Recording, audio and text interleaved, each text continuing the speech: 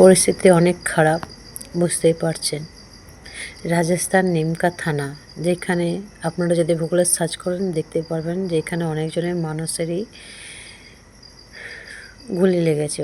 মানে গুলি এমনই মারছে, যেখানে লাইট জ্বালা দেখছে সেখানে মারছে। এখানে কাল থেকে পুরো লাইট বন্ধ, সন্ধ্যে থেকে ব্ল্যাক টাইম হয়ে গেছে।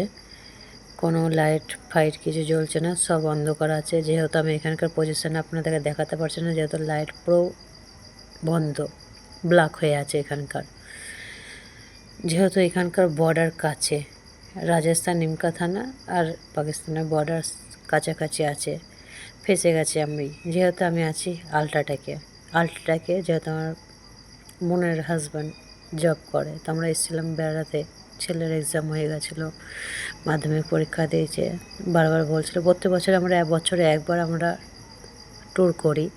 তো এবারে এসেছিলাম, ওরা আগের বারে ছিল এমপিতে, এবারে এসেছে রাজস্থানে নিমকা থানাতে।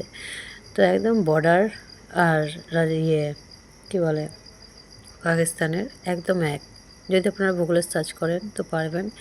অনেক মানে মুশকিলে পড়ে গেছি যে আমরা কী করবো না করবো, ভাবছি না মরবো ইয়া বাঁচবো জানি না।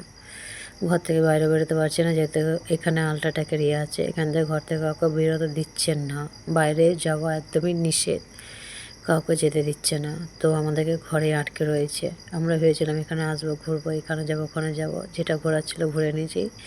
তারপর থেকে অ্যাটাক চালু হয়ে গেছে। তো একদমই পুরো প্ল্যান্ট বন্ধ করে দিয়েছে, কোথাও বাইরে যেতে পারছি না। Sorry, good night, by.